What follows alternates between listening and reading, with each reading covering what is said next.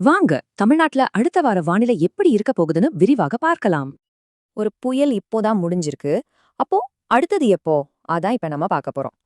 முதல்ல நேத்து பெஞ்ச மழையோட நிலவரத்தை ஒரு பார்வை பாத்திரலாம். கடந்த 24 மணி நேரத்துல நெல்லிக்குப்பத்துல அதிகபட்சமா 189 மில்லிமீட்டர் மழை கொட்டிருக்கு. நெல்லிக்குப்பம், வானூர், வழுதாவூர் இந்த 3 இடங்கள்லயும் மழை வெளுத்து வாங்கியிருக்கு.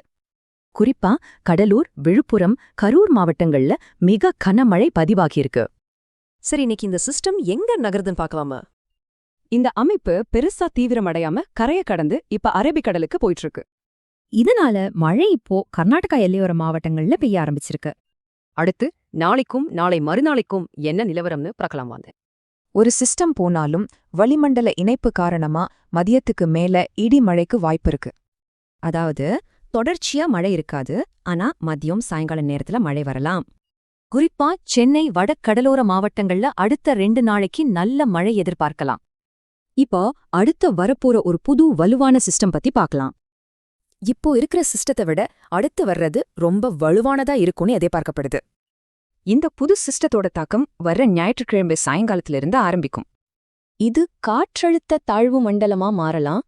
கனமழைக்கு நாம தயாராக இருக்கணும். கடைசியா நவம்பர், டிசம்பர்ல வானிலை எப்படி இருக்குன்னு ஒரு பார்வை பாத்திரலாம்.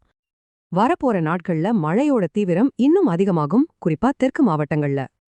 சுருக்கமா சொல்லணும்னா இந்த வருஷம் பொங்கல் வரை மழை இருக்குன்னு சொல்றாங்க. அப்படின்னா ஜனவரி கடைசி வரைக்கும் இன்னும் 95 மழை நாட்கள் பாக்கி இருக்கு. அப்போ அடுத்த 95 நாட்களுக்கு மழைனா நாம அதுக்கு தயாரா இருக்கோமா?